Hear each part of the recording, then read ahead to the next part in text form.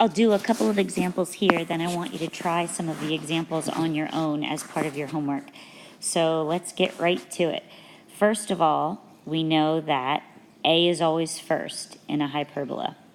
So A is always first, so that means that A squared is 4 and B squared is 16, which means A is 2 and B is 4. And what else do I know from this? I know my center is 0, 0. Notice how I started off nice and easy.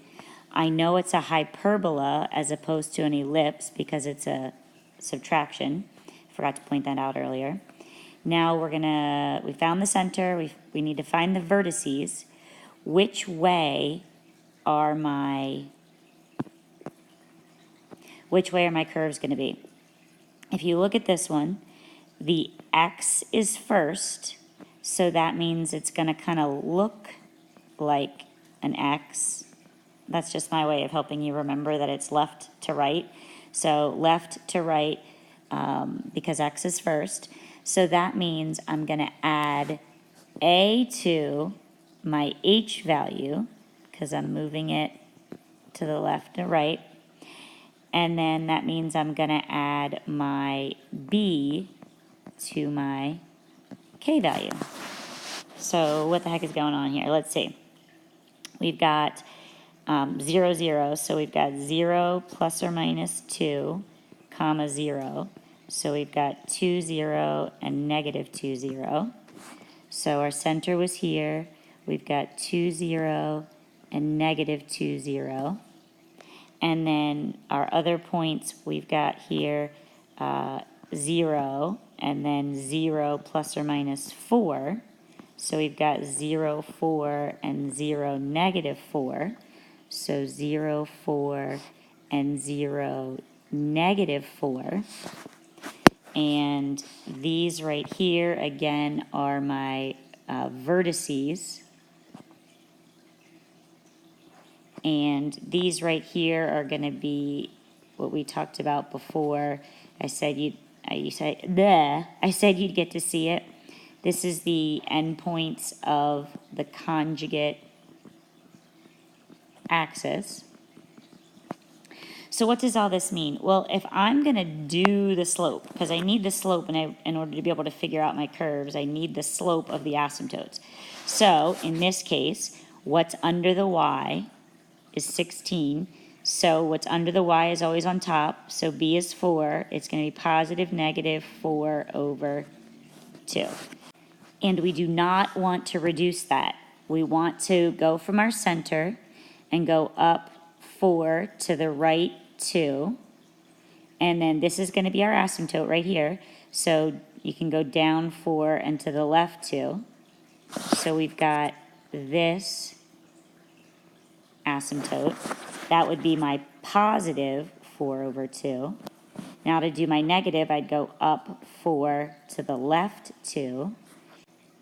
And then down 4 and to the right 2. So this is your other asymptote, the one with the negative, slope. So now you actually have enough to graph. Your curves would go right here like this. It follows the asymptote, picks up the vertex, follows the asymptote, follows the asymptote, picks up the vertex, follows the asymptote. So it looks like that. I usually always draw with my 4 points here that were drawn to do my slopes. I will often draw a box, which most teachers do. You don't have to.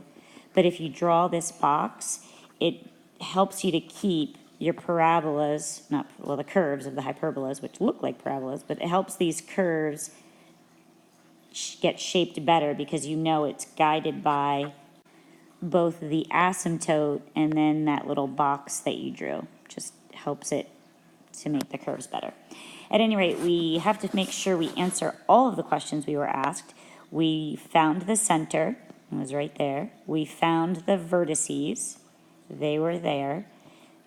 They asked for the foci So we need to find c. Remember, the equation is c squared equals a squared plus b squared. So c squared equals 4 plus 16. C squared equals 20, which means c equals positive and negative 2 root 5.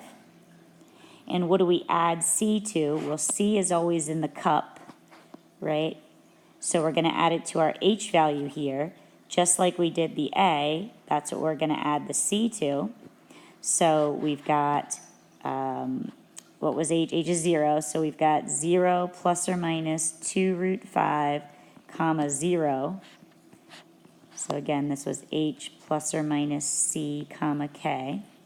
And you don't need the zeros, so it's positive or negative 2 root 5 over, comma 0. So there's our foci. I know, I'm sorry, I'm squeezing everything in here. So these are our foci right there. And we have to find the asymptotes. I'm going to make some room here.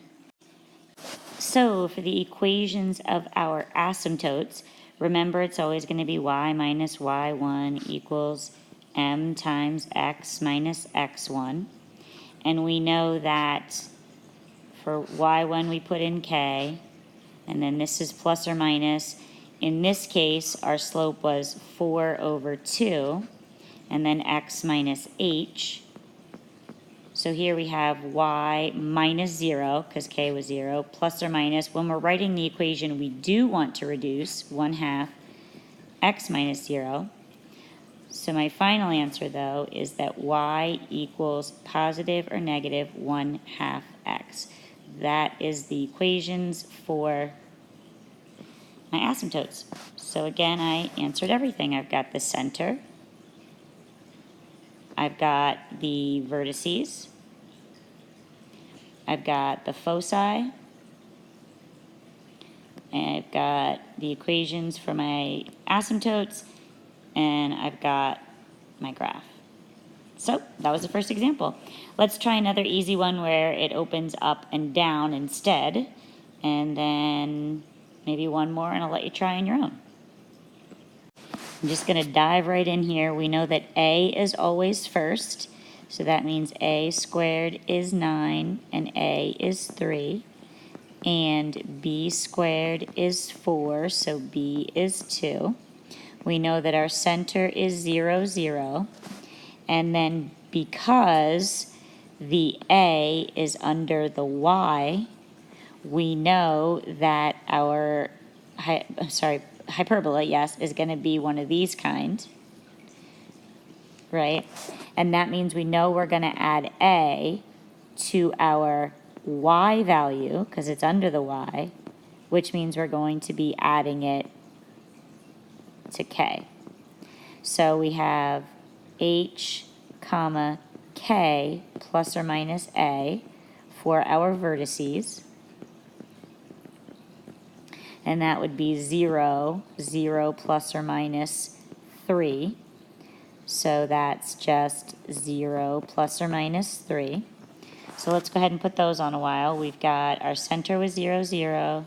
We've got 0, 3, and 0, negative 3.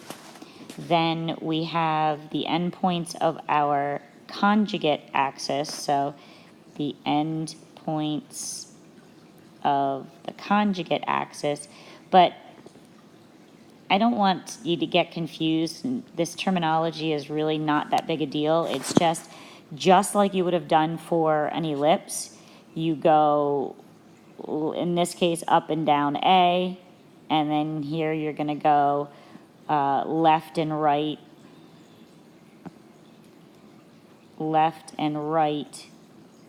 B. So that's 0 plus or minus 2, comma 0. So we've got positive or negative 2, comma 0.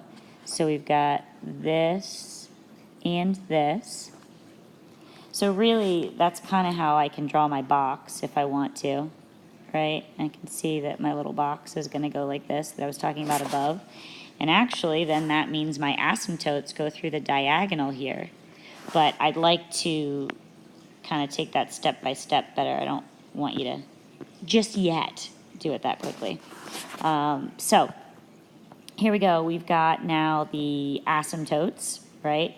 So our asymptotes, is it going to be A over B or B over A? Really, who cares? Just look at what's under the Y is the 9. So it's going to be positive negative 3 over what's under the X, and that's going to be the 2. So there's our slope. And then you notice here, from the center, you would go up 1, 2, 3, and over 1, 2. So that's this point. Or down 1, 2, 3, and over 2. So there's that asymptote, and notice it goes right through the center, and then the corner points of that little box. And then we could also go up 3 and to the left 2, or down 3 and to the right 2. And then you've got that asymptote. Now we have enough to graph it because we know that we just follow our asymptotes, pick up the vertex there, and curve. And the same on this side, follow the asymptotes, hit the center, pick up the curve. I am so good at drawing hyperbolas, don't you think? Anyway, so what have we found? We found the center, which they asked us for. We found the vertices, which they asked us for. We found the slope of our asymptotes, but not the actual equation. So the equation for the asymptotes, remember again, is just y minus k equals, who cares if it's a over b? We already got our slope here, so let's just put it in. We already figured out what it was going to be, positive or negative 3 over 2, x minus h. And then remember that,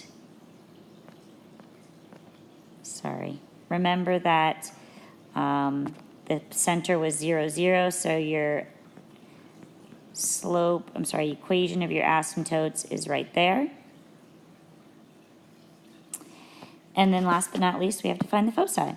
And then remember, for a hyperbola, it's c squared equals a squared plus b squared.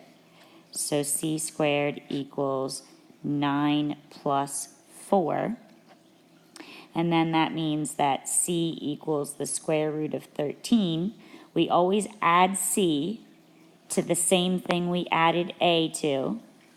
So we're going to have h, k plus or minus c. And in this case, remember our h and k were 0 and 0, so this is positive negative square root of 13 for my foci. And the square root of 13 is about, it's almost 4. So if I go back up to my picture, everything's going to be messed up. Oh, no, there it is. Hey, check out those apples. This one is square root of 13. So the square root of 13 is about 1, 2, 3, not quite 4. So that would be a focus. And then 1, 2, 3, not quite 4. That would be the other focus. And voila, you are done. I'm going to end this video here, Radish, and go on and do the other examples on another video. So stay tuned.